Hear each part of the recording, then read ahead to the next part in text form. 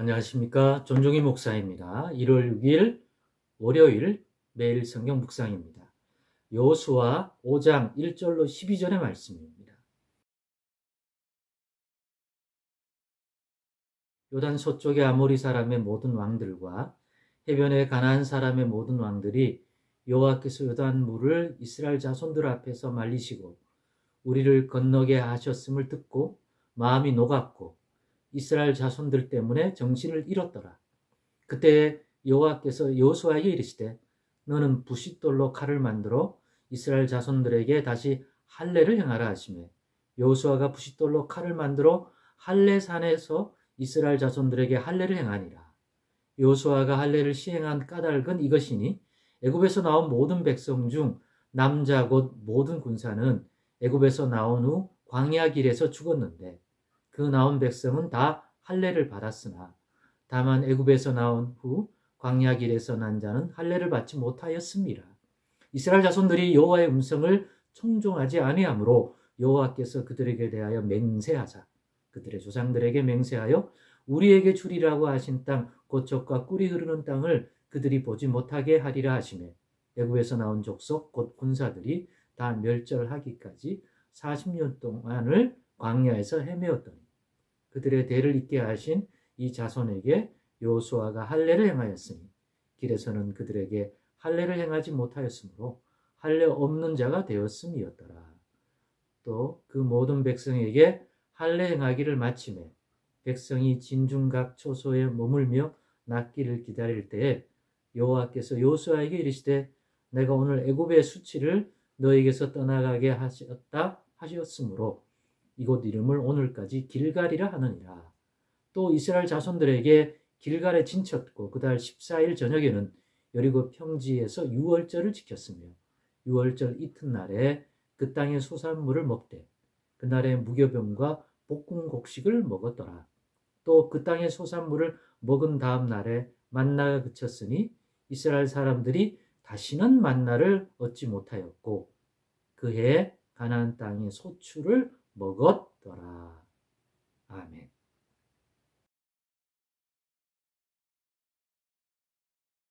네, 오늘은 영원한 기회를 주는 것은 아니다 라는 제목으로 묵상 나눔을 갖겠습니다. 오늘 본문의 말씀은 여호수아가 요단강을 건너 이스라엘 백성을 이끌어서 데리고 들어갔습니다.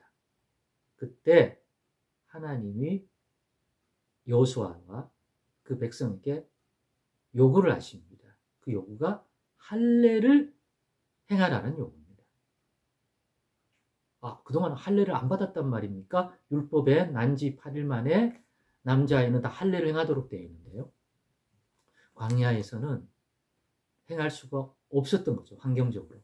왜냐하면 광야는 이동해야 가는데 보호막이 하나도 없습니다. 언제든지 다른 이민족과 세력들이 공격해 들어올 수도 있기 때문에 할례를 행하면 할례 받으면 며칠간은 움직일 수 없기 때문에 그때에 공격해 오면 막을 수 없기 때문에 할례를 행할 수가 없었던 것이죠.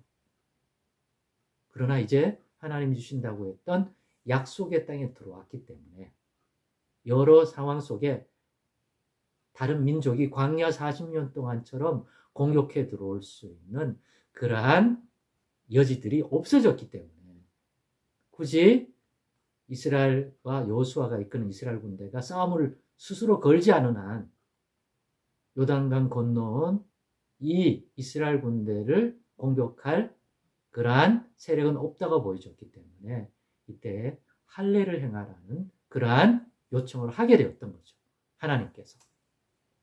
그러면 그동안 할례를 받은 사람들도 있지 않겠는가라고 생각했는데 거의 없습니다. 왜냐하면 광야 40년 동안 할례를 안 행했으면 할례를 받은 사람은 그 이전에 애굽에 모세가 이끌어내기 전에 애굽에서 할례를 받은 그들의 선진들일 텐데 그들의 선진들은 다 광야 40년 기간 동안 다 어떻게 됐습니까?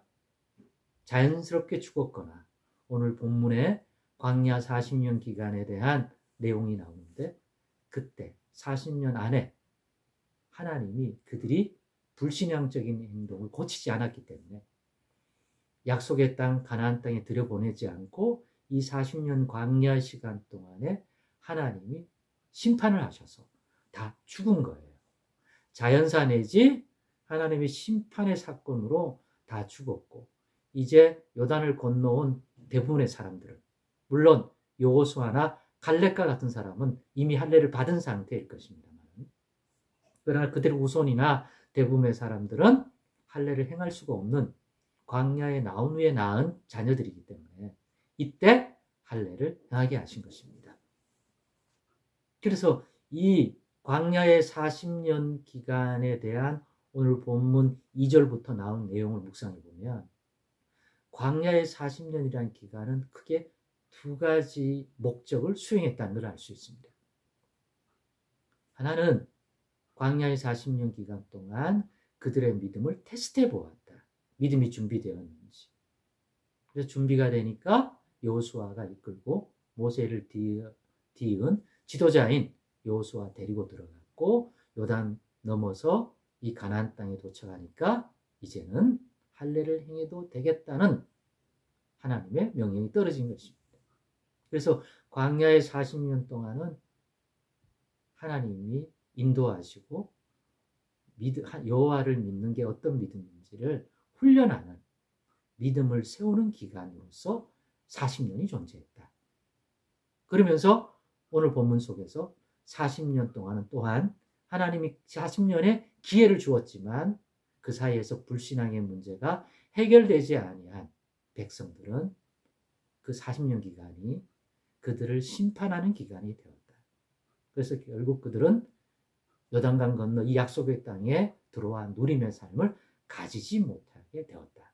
왜냐? 40년의 기간 동안 하나님이 그들의 믿음을 달아보고 테스트해 본 결과 불신앙의 삶에서 벗어나지 못했기 때문에 심판하는 그러한 기간이 되었다. 다양한 어떤 사건을 통해서 그들이 하나님의 진노로 인한 심판을 받게 되는 그러한 일들이 일어난 기간이 광야의 40년이다. 오늘날도 이것이 주는 교훈들이 무엇이겠습니까? 우리에게도 광야의 40년 같은 기간을 줄 수 있다. 그래서 그런 기간이 주어져 있다면 그 기간은 우리의 믿음을 연단시키는 기간이고 약속을 누리기에 합당한 지점으로 우리의 삶을 이끌어 가실 때의 준비 기간이다. 동시에 우리의 믿음이 변화가 없다면 그 주어진 기간은 우리 자신들이 하나님의 은혜를 누리지 못할 그런 믿음 없는 불신앙의 인생임을 드러내보이는, 겉으로는 이스라엘 백성이요, 겉으로는 교회를 나가고 겉으로는 그리스도인이지만 이 기간, 이러한 광야의 40년과 같은 기간을 두어서 오늘날도 이런 믿음을 테스트해보고 돌아볼 수 있는 분이 우리 하나님이라는 것들을 우리는 꼭 깨달으면 좋겠습니다. 즉, 이 40년이나 기간을 둔 것은 이 땅에서 영원한 기회를 주는 건 아니다. 기회를 주실 때 믿음에 연단받고 믿음을 준비하는 것 꼭 필요하다. 아무리 그리스도인이라 하고 교회를 다니는 사람이랄지라도. 왜냐하면 이 40년 기간은 모세를 통하여 애굽에서 불러냈던 그 백성의 이 대상이었기 때문에, 즉 영원한 기회를 주는 것은 아니다.